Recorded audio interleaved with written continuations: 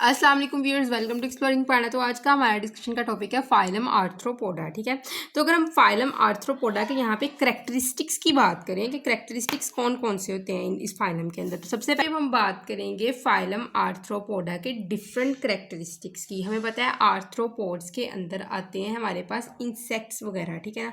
तो इनके different groups आते हैं। तो आर्थ्रोपोड वो ऑर्गेनिजम्स होते हैं जिनकी ज्वाइंटेड लेग्स होती हैं। ये बात आपने याद रखना है, अगर कभी ये पूछ लिया चाहे कि आर्थ्रोपोड्स कौन से ऑर्गेनिजम्स होते हैं, तो कहना है कि इनकी जॉइंटेड लेग्स होती हैं जो इनको अलाउ करती हैं मूव करने में, किसी चीज़ को ग्रिप करने में, किसी चीज़ को पकड़ने में, खाने में, ठीक है ना। तो वो आर्थ्रोपोड्स हमारे पास होते हैं और ज़मीन पर चलने में, दीवार पर चढ़ने में इनकी जॉइंटेड लेग्स इनको हेल्प करती है। तो अब हम बात करते हैं इनकी कैरेक्टरिस्टिक्स की। First of all is metamerism. तो मेटामेरिज्म एक ऐसी कंडीशन है जिसके अंदर बॉडी जो है वो डिफरेंट एक जैसे सेगमेंट्स के अंदर जो है वो डिस्टिंग्विश करती है। मतलब कि बॉडी के अंदर मेटामेरिज्म के अंदर क्या था कि बॉडी के स्टार्टिंग वाले सेगमेंट्स जो हैं, जिस तरह के ये वाले सेगमेंट होते थे हमारे पास एनालिड्स के अंदर, ठीक है। तो ये किसके लिए है? एक्सक्रीटरी सिस्टम के लिए। ये किसके लिए? रिप्रोडक्टिव सिस्टम के लिए। और इन सारे सेगमेंट में एक्सक्रीटरी ऑर्गन है, इस सारे सेगमेंट में रिप्रोडक्टिव ऑर्गन है। तो क्या होता था कि एक जैसे सेगमेंट्स जो देखने को मिलते थे किसी भी ऑर्गेनिज्म की बॉडी के अंदर, तो उस प्रोसेस को मेटामेरिज्म कहते थे और उस बॉडी को मेटामेरिस बॉडी कहते थे, ठीक है ना। तो अब होता क्या है कि मेटामेरिज्म फाइलम एनालिड तक तो कंटिन्यू रही थी, लेकिन अब क्या होता है कि ये मेटामेरिज्म जो है फाइलम आर्थ्रोपोडा में ये थोड़ी एडवांस होके चेंज हो गया टैगमेटाइजेशन। तो टैगमेटाइजेशन क्या है? टैगमेटाइजेशन एक ऐसा प्रोसेस है जिसमें बॉडी को तीन रीजन्स के अंदर जो है वो डिवाइड कर दिया जाता है। तो हेड एक रीजन होता है, ठीक है, थॉरैक्स सेकंड रीजन है और एब्डोमेन थर्ड है, ठीक है। तो ये जो है वो रीजन्स के अंदर बॉडी को डिवाइड कर दिया जाता है। Head, thorax, abdomen, first टैग्मा, second टैग्मा और थर्ड टैग्मा। तो अगर हम बात करें हेड की, तो अगर हम हेड की बात करें ना, तो हेड क्या है? फर्स्ट टैग्मा होता है बॉडी का जिसका सेंसरी फंक्शन होता है, ठीक है। इसके पास काफ़ी ज़्यादा रिसेप्टर्स होते हैं। अगर हम थॉरैक्स की बात करें तो इसके पास लोकोमोटरी स्ट्रक्चर होते हैं और ये लोकोमोशन में हेल्प करता है। अगर हम एब्डोमेन की बात करें तो एब्डोमेन के पास वाइटल ऑर्गन्स होते हैं जो बॉडी की मेंटेनेंस एक्टिविटी को कंट्रोल करता है। एब्डोमेन जो होता है हमारे पास, क्लियर। अच्छा, तो अब हम बात करते हैं फाइलम आर्थ्रोपोडा के अंदर हमने टैगमेटाइजेशन की भी बात कर दी। हम नेक्स्ट जो है देखते हैं सेकंड इसका जो करैक्टर है। तो सेकंड करैक्टर क्या होता है कि इसके अंदर जो एक्सोस्केलेटन होगी उसकी वो बात करते हैं सेकंड करैक्टर में। के अंदर जो एक्सोस्केलेटन होता है वो काइटन लाइंड होता है, काइटन से मिलके बना होता है, ठीक है। तो they body consist of chitinous exoskeleton. हमें पता है एक्सोस्केलेटन क्या है? बॉडी के सबसे ऊपर वाले लेयर जो बॉडी को प्रोटेक्ट कर रही है, that's why it is called as the skeleton. And exo mean external skeleton है। एक तो हमारी बॉडी के अंदर स्केलेटन सिस्टम होता है ना जो हमारी बॉडी को सपोर्ट प्रोवाइड करता है। तो एक्सोस्केलेटन कहाँ पे? बॉडी के एक्सटर्नली मौजूद है जो बॉडी को सपोर्ट प्रोवाइड कर रहा है, ठीक है। तो एक काइटन से मिलके बना होता है। काइटन में पता है काफी टफ सब्सटेंस है जो प्रोटेक्शन के लिए काम किया जाता है, ठीक है, क्लियर। तो इसके ऊपर, इस एक्सोस्केलेटन के ऊपर सीवरल सेंसरी स्ट्रक्चर्स होते हैं जिसको मजीद मॉडिफाई करते हैं in case of the arthropods. तो जब हम इसके एक्सोस्केलेटन को डिटेल से देखेंगे ना, तब हम वो सेंसरी स्ट्रक्चर्स की इनमें बात करेंगे। अच्छा, हम बात करते हैं इसके थर्ड स्ट्रक्चर की। तो थर्ड स्ट्रक्चर में हम बात करते हैं इनके अंदर अपेंडेजेस की। तो बेसिकली अगर अपेंडेजेस की बात करें ना, तो इनके अंदर जो अपेंडेजेस होते हैं वो ज्वाइंटेड होते हैं और पेयर्ड होते हैं, ठीक है। Jointed paired appendages found in them. तो ज्वाइंटेड का मतलब क्या है कि अपेंडेजेस आपस में लिंक्ड है थ्रू ज्वाइंट्स के जरिए अपेंडेजेस आपस में लिंक्ड होते हैं और ये ज्वाइंट्स इनको हेल्प करते हैं कि ये मूव करे, ठीक है, जो वॉक करे, किसी चीज़ को पकड़े, किसी चीज़ को पकड़ के खाए, ठीक है, दीवार पर चढ़े। तो ये अपेंडेजेस हेल्प करते हैं। इसकी टांग ही लगा लो आप, ठीक है। अच्छा, उसके बाद वो बात करता है कि इनके अंदर ग्रोथ में ना एक करैक्टर है इनका कि ग्रोथ होने से पहले इनकी बॉडी का जो एक्सोस्केलेटन है वो गिर जाता है, उतार दिया जाता है। तो इस प्रोसेस को हम एक्डाइसिस और मॉल्टिंग कहते हैं, ठीक है ना।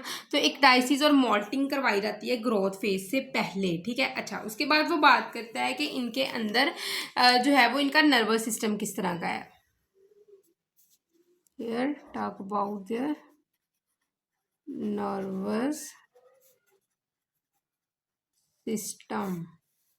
तो अगर इनके नर्वस सिस्टम की बात करें ना, तो इनके अंदर नर्वस सिस्टम कौन सा होता है? They have ventral nervous system.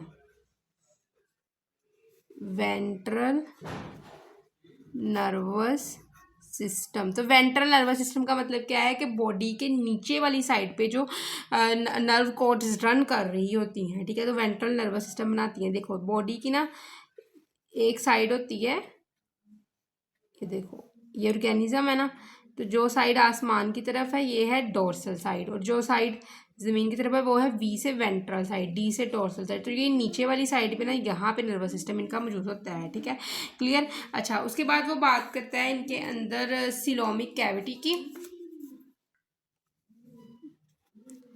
तो इसके अंदर सीलोम की बात करता है। वो कहता है कि इनके अंदर जो इनकी सीलोम होती है ना, वो ट्रू नहीं होती, वो रिड्यूस्ड रहती है कैविटी के अंदर, खाली स्पेस के अंदर, ठीक है। इस कैविटी के अंदर इस कैविटी जो खाली स्पेस है इनके अंदर या तो स्पर्म और एग बनना शुरू हो रहेंगे, तो ये कैविटी मजीद रिड्यूस हो रहेगी गुनेड्स के अंदर। किस तरह ये कैविटी गुनेड्स के अंदर रिड्यूस हुई? जब इसके अंदर स्पर्म बनना शुरू हो गया, जब इसके अंदर एग बनना शुरू हो गए, तो ये गुनेड बन गई, ठीक है, क्लियर। अच्छा, उसके अलावा वो कहता है कि जो ये हमारे पास ये कैविटी है, कभी कभार क्या होता है इसके अंदर एक्सक्रीटरी ऑर्गन बन जाता है, ठीक है। तो जिसकी वजह से क्या होता है इसके अंदर एक्सक्रीटरी ऑर्गन्स डेवलप कर जाते हैं। तो ये एक्सक्रीटरी ऑर्गन के अंदर डेवलप कर जाती है या फिर ये गुनेड्स के अंदर डेवलप कर जाती है। तो मैं दोबारा बताती हूँ, इनकी सीलोम जो होती है वो रिड्यूस रहती है कैविटी खाली स्पेस के अंदर।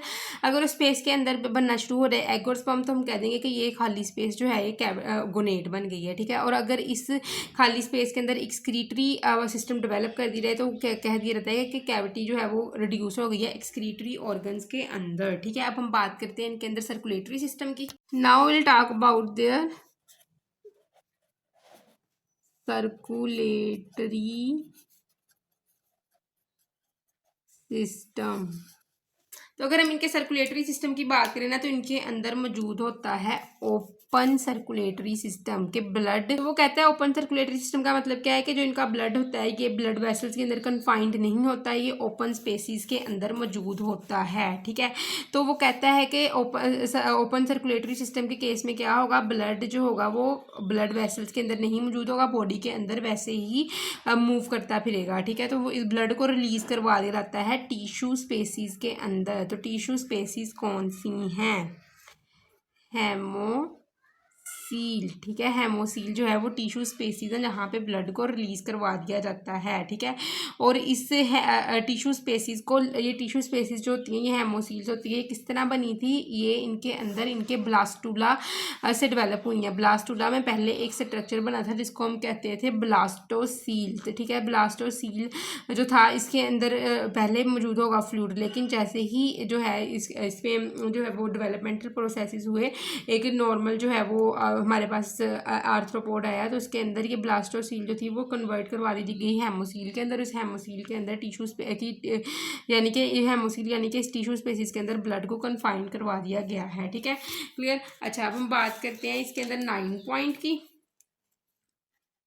तो वो कहता है कि इनके अंदर कंप्लीट डाइजेस्टिव सिस्टम देखने को मिलता है। इस डाइजेस्टिव सिस्टम में आते हैं फोरगट, मिडगट और इनका हाइंडगट। अच्छा, बेसिकली बच्चों होता क्या है कि जो फोरगट होता है ना, ये वो पोर्शन है जहाँ से खुराक को अपने अंदर इनगल्फ किया जाता है, ठीक है। माउथ वगैरह का हिस्सा हो गया, फेरिंक्स वगैरह का हिस्सा हो गया। मिडगट वो पोर्शन है जहाँ पे खुराक को डाइजेस्ट किया जाता है, यानी कि स्टमक वगैरह का जो हिस्सा हो गया। और हाइंडगट वो पोर्शन है जहाँ पे डाइजेस्टेड फूड की अब्जॉर्प्शन करवाई जाती है, और मिडगट में भी करवाई जाती है अब्जॉर्प्शन, और हाइंडगट में भी करवाई जाती है। और अनडाइजेस्टेड फूड को यहाँ से बाहर निकाल दिया जाता है, बॉडी से बाहर एक्सक्रीट करवा दिया जाता है, ठीक है। अच्छा, वो अब उसके बाद वो 10 पॉइंट पे बात करता है कि इनके अंदर एक प्रोसेस होता है जिसको हम कहते हैं